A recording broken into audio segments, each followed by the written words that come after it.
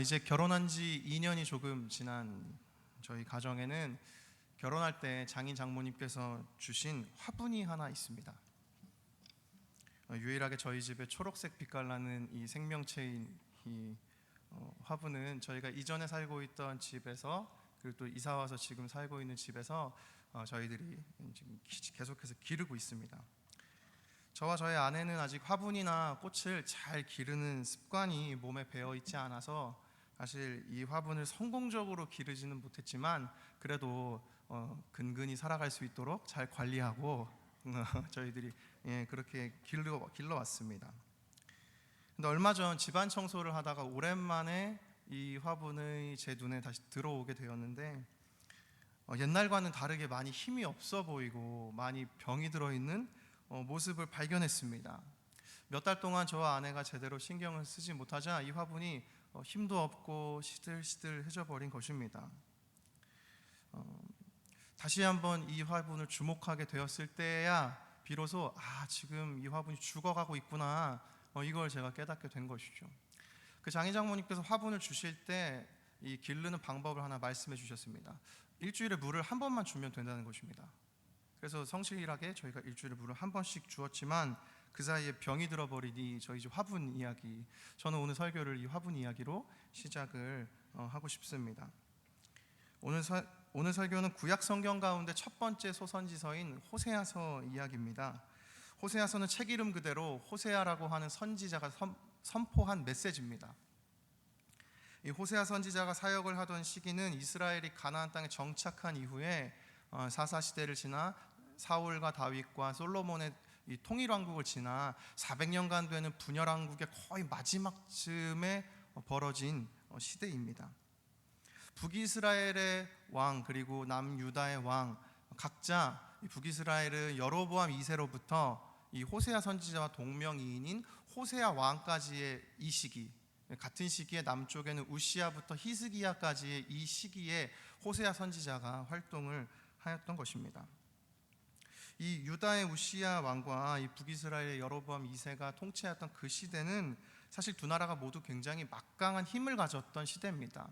이 벤 게메렌이라고 하는 교수님은 그의 책에서 다윗과 솔로몬의 황금 시대에 견줄 만한 이스라엘의 세력이 가장 막강한 시대였다라고 이 호세아 선지자가 등장했던 그 초창기 시절을 이렇게 설명하고 있습니다.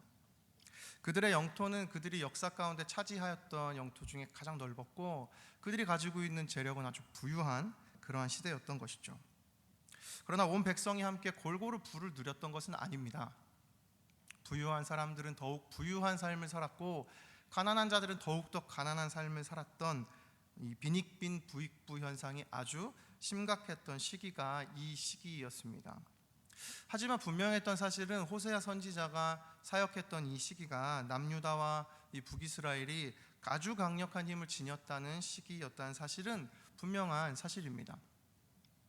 그런데 이 시기에 살펴보아야 하는 것이 한 가지가 더 있습니다. 그것은 바로 이 시기 때 이스라엘의 종교적인 상황입니다.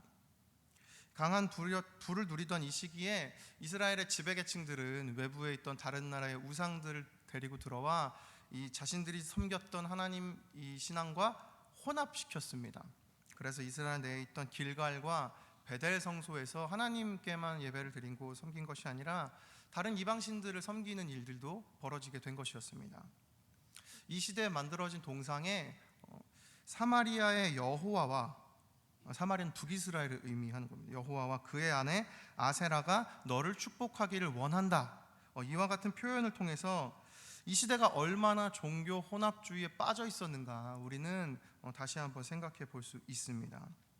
이와 같이 막강한 군사력과 재력, 그리고 그 영토를 가지고 있던 남유다와 북이스라엘은 서서히 점차 내리막을 걷기 시작합니다. 그들의 세력이 약해지기 시작한 것입니다. 여로보암 2세 이후에 나타나는 스가랴, 살룸, 므나임, 부가히야, 베가, 호세아 왕, 이 총 6명의 왕 중에 4명은 살해를 당하고 1명은 유배를 당하는 일이 일어날 정도로 북이스라엘은 아주 혼란스러운 시기를 지나갑니다. 그리하여 남유다와 북이스라엘은 점차 쇠퇴하기 시작한 것이죠. 이와 같은 시대에 호세아 선지자가 등장한 것입니다.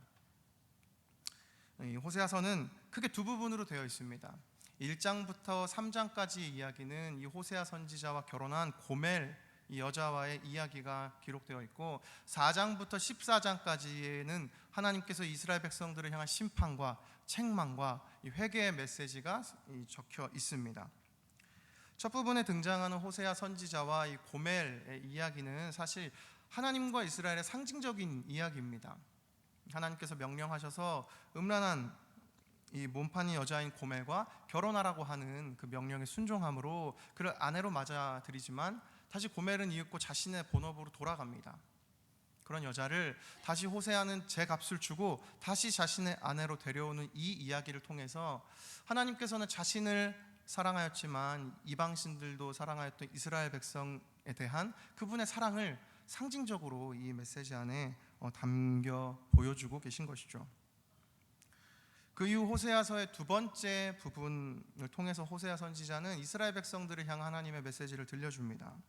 그들이 저지른 죄가 무엇이고 그들이 그에 대한 책망과 하나님의 심판을 강하게 선포하고 있는 것입니다.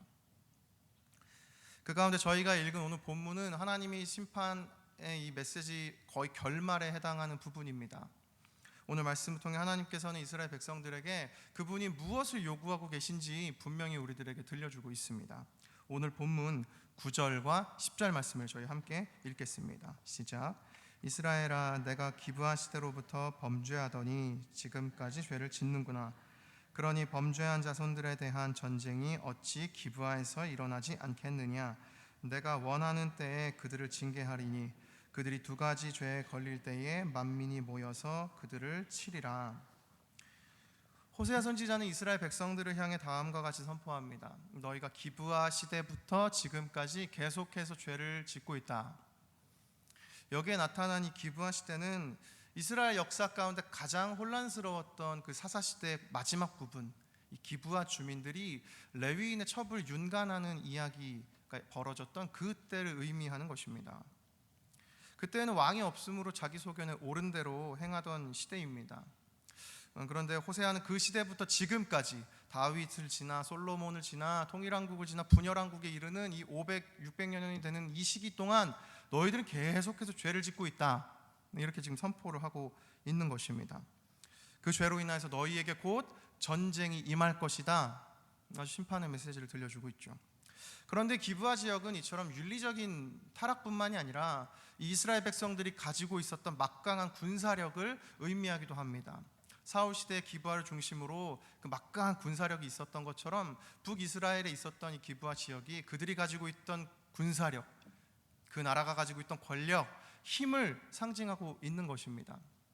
따라서 호세아는 오늘 이 기브아 시대라는 이 기브아 지역을 통하여서 그들의 이 음란하고 그러한 삶과 그들의 이 군사력, 그들이 의지하고 있는 그것에 대하여서 우리들에게 지금 들려주고 있습니다.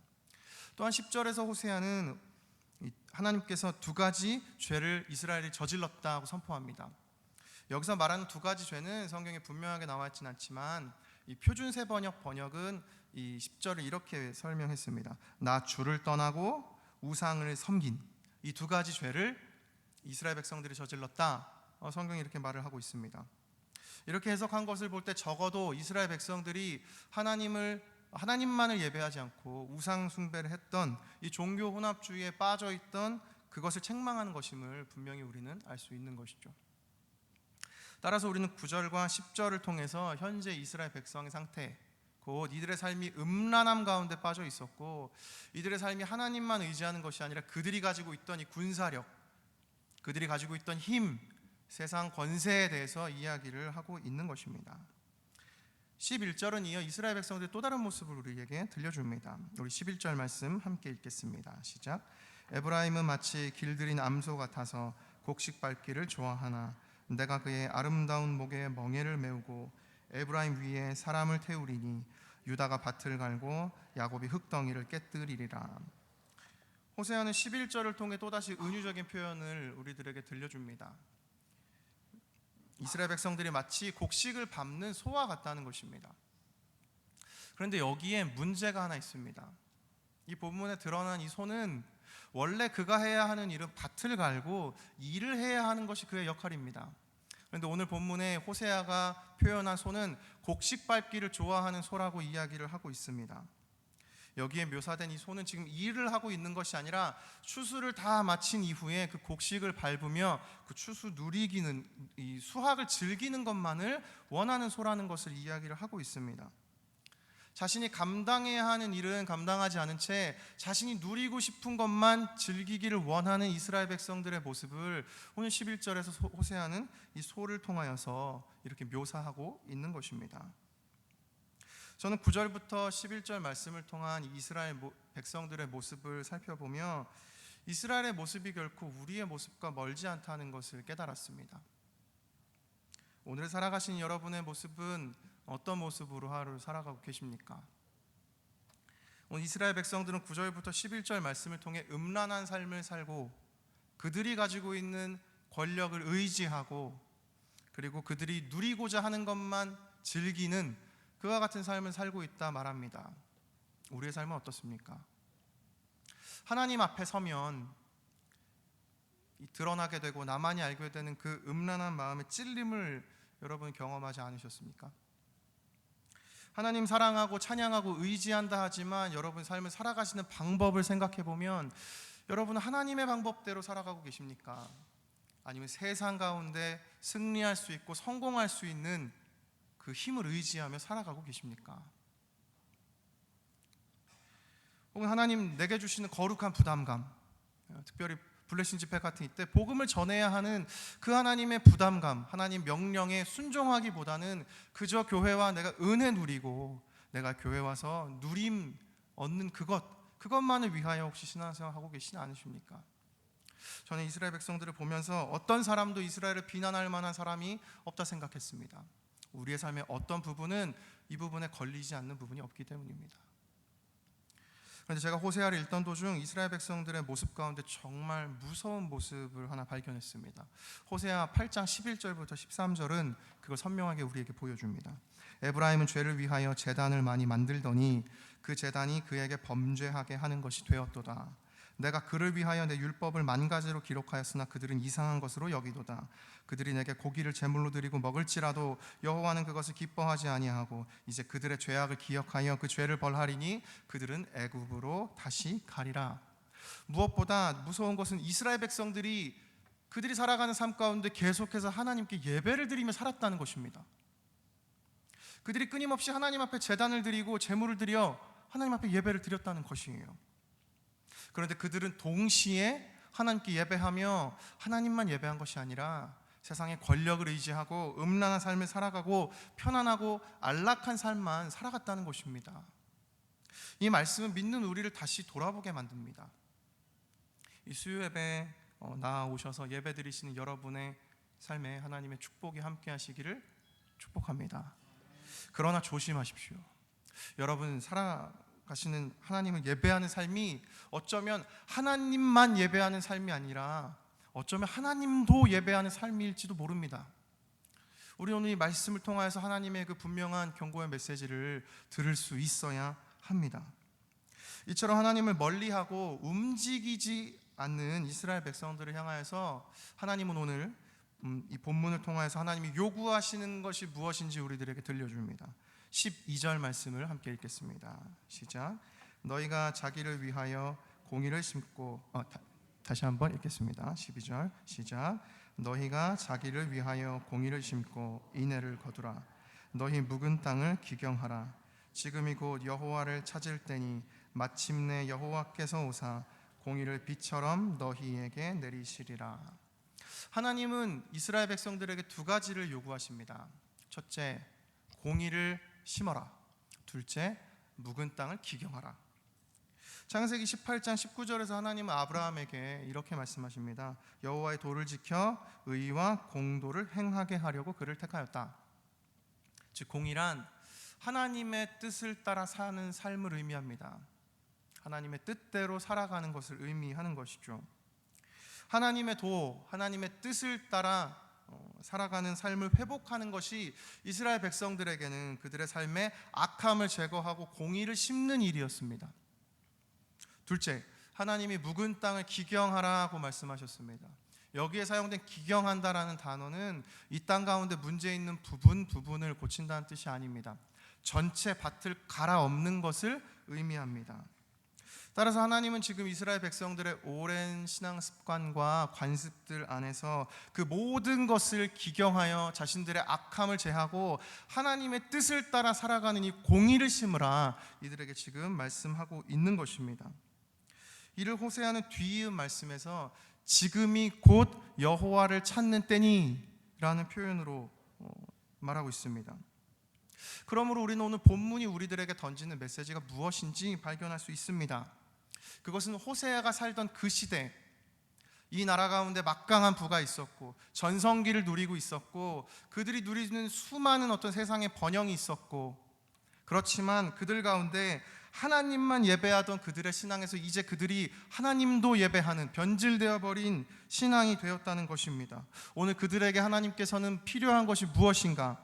바로 그것은 하나님 앞에 온전히 돌아와 너희의 묵은 땅을 기경하고 너희 안에 공의를 심어라, 지금이 여호와를 찾는 때다, 이렇게 선포하고 계십니다. 저는 오늘 본문이 우리 영혼에 외치는 분명한 이 소리를 우리가 들을 수 있어야 할 줄로 믿습니다. 하나님의 분명한 외침이 이것이라 생각합니다. 지금이 곧 여호와를 찾을 때입니다. 지금이 곧 여호와를 찾을 때입니다. 신앙생활을 해나가는 데 있어서 우리에게 언제나 필요한 것이 있다면 여호와를 찾는 그때가 필요한 것입니다. 여러분 삶 가운데 하나님 여호와를 찾고 계십니까?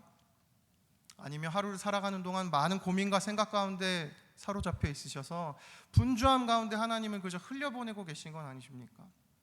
어쩌면 하나님, 제가 이것만 해결하고 예배드리겠습니다, 제가 이것만 해결하고 복음 전하겠습니다, 이것만 해결하고 하나님 말씀 읽겠습니다, 저희의 삶이 그렇지 않은지 이 시간 돌아보시면 좋겠습니다.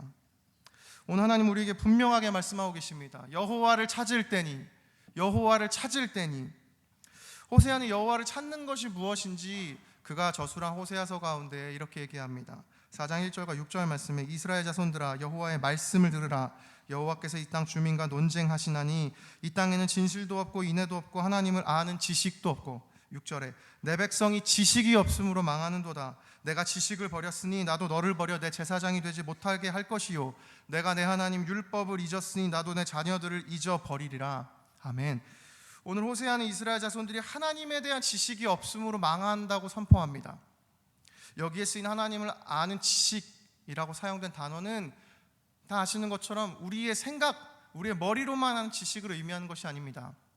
관계 가운데 그 사람이 누구인지 알아가고 특별히 결혼한 사이에서 그 누구보다 친밀한 관계를 누리는 그 관계를 의미하는 그 지식을 의미하고 있는 것입니다. 그러므로 여호와를 찾으라는 이 호세아의 선포는 하나님을 아는 지식, 곧 하나님과의 이 관계를 끊임없이 이어가라, 그는 우리들 가운데 이렇게 선포하고 있는 것입니다. 우리로 하여금 하나님만 섬기고 하나님만 예배하고 하나님만 붙들고 살아가는 그 삶을 살아가라, 호세아가 강하게 권면하고 있는 것입니다. 오늘 본문은 우리에게 도전합니다. 여호와를 찾을 때니. 우리의 삶에 어느새 익숙해진 신앙과 습관적인 신앙 안에 우리가 물들어 있는 것은 아닙니까? 삶 가운데 하나님만 예배하며 사모하는 것이 아니라 하나님도 예배하며 사모하고 살아가는 것은 아닙니까? 나의 손에 주어진 게 너무나 많은 것이 아닙니까? 그런 우리에게 오늘 본문은 백성들의 모습을 통해 하나님께서 묵은 땅을 기경하라, 이렇게 말씀하고 계십니다. 올 한 해 우리 교회에게 주신 표어가 무엇인지 아십니까? 우리의 날들을 새롭게 하소서. 여러분이 한 해 동안 9월이 지나간 이 시기 여러분의 날들은 새로워지고 있습니까? 하나님 원하시는 것은 그것입니다. 우리의 익숙한 신앙생활과 우리의 익숙한 습관을 뛰어넘어 그것을 갈아엎어 다시 하나님 앞에 순전한 마음으로 나아가는 그 새로운 날들을 하나님이 우리에게 원하고 계신다는 사실입니다. 지금이 여호와를 찾을 때입니다. 지금이 우리 가운데 그 하나님을 바라볼 때입니다. 메시지가, 오늘 본문이 우리에게 이걸 끊임없이 던지고 있습니다. 오늘 본문을 묵상하며 제 마음 가운데 가장 울림이 있던 그 말씀이 무엇인지 아십니까? 그것은 바로 너희가 자기를 위하여 공의를 심고 인애를 거두라, 너희 묵은 땅을 기경하라, 이 말씀입니다. 너희가 너희를 위하여 너희가 기경하라는 것입니다. 우리는 하나님께 원합니다. 하나님, 나의 삶이 변화되게 하여 주옵소서. 하나님 이렇게 말씀하십니다. 너희가 너희의 땅을 기경하라. 너희가 너희의 땅을 너희를 위하여 기경하라. 저는 이 말씀을 묵상하며 이것이 저에게 다가왔습니다. 아, 그렇구나. 내가 앉아 기도만 하는 것이 아니라 나의 삶이 기경될 수 있도록 내가 결단하고 움직여야 하는구나. 내가 나의 삶을 경작해야 하고 내가 하나님 앞에서 나의 삶을 다시 한번 결단하며 새롭게 해야 하는구나. 하나님 우리에게 이걸 들려주고 계시다는 것이죠.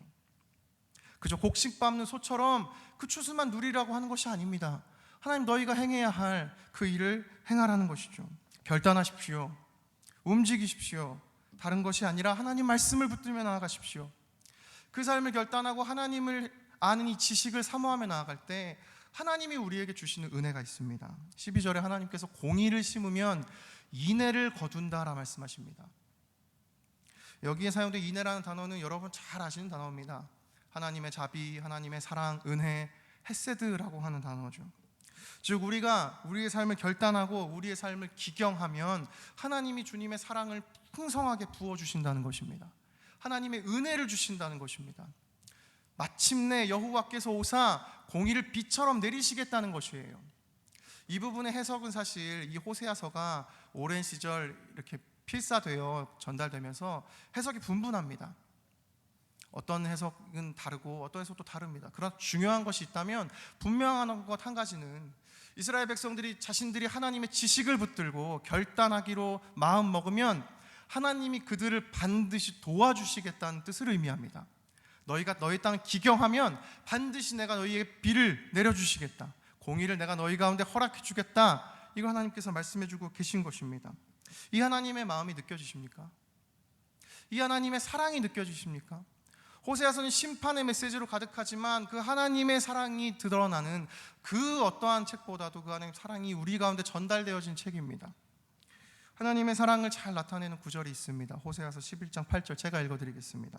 에브라임이여 내가 어찌 너를 놓게 했느냐? 이스라엘이여 내가 어찌 너를 버리겠느냐? 내가 어찌 너를 아드마같이 놓게 했느냐? 어찌 너를 스보임같이 두게 했느냐? 내 마음이 내 속에서 돌이키어 나의 긍휼이 온전히 불붙듯 하도다.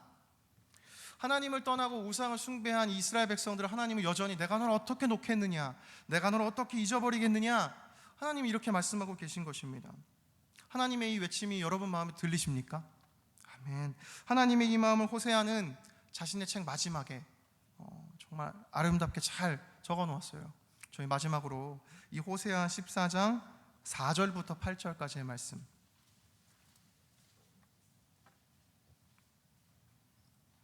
호세아 14장 4절부터 8절까지의 말씀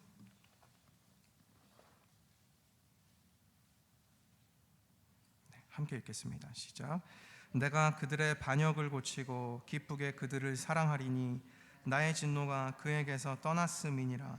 내가 이스라엘에게 이슬과 같으리니 그가 백합화같이 피겠고 레바논 백합목같이 뿌리가 박힐 것이라. 그의 가지는 퍼지며 그의 아름다움은 감람나무와 같고 그의 향기는 레바논 백향목과 같으리니 그 그늘 아래에 거주하는 자가 돌아올지라.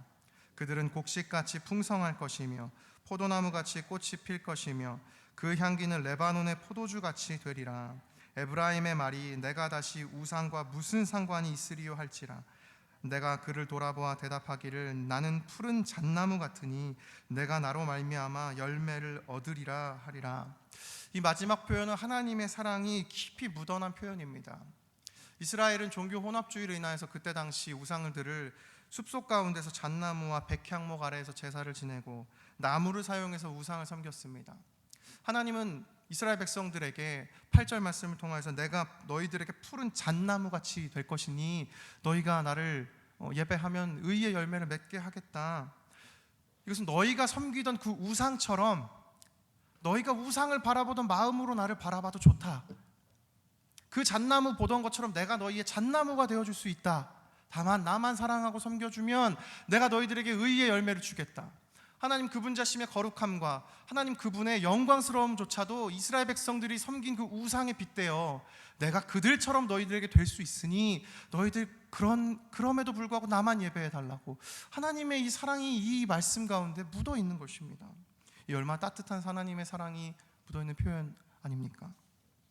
저는 오늘 호세아서를 통해서 하나님의 이 사랑을 발견하고 이 사랑을 누리는 저와 여러분이 되기를 소망합니다. 나의 신앙과 삶이 점차 변하여 묵은 땅이 기경됨으로 오늘 이 말씀을 기점으로 그 땅이 기경되시는 축복이 있기를 소망합니다. 설교 처음에 저희 집에 있던 죽어가던 화분 이야기를 드렸죠. 이 화분 매주 한 번씩 꼬박꼬박 물을 주다가 이제 시들시들해져서 많이 메말라 갔었습니다. 며칠 전 장인 장모님과 이야기를 나누다가 놀라운 사실 하나를 발견했습니다. 그건 이 화분이 물을 일주일에 한 번만 줘야 되는 것이 아니라 물을 일주일에 2번을 줘야 된다는 것입니다. 근데 그동안 저와 아내는 물을 한 번만 주며 이 나무가 잘 자랄 거야 이렇게 생각을 하고 길러왔습니다. 그러나 저희가 키운 방법은 그 나무를 살리는 방법이 아니라 그 나무를 죽이는 방법이었습니다. 저는 이 말씀을 묵상하며 이 나무를 바라보며 다시 한번 생각했습니다. 오늘 호세아서는 바로 지금이 여호와를 찾을 때라고 우리에게 말씀합니다.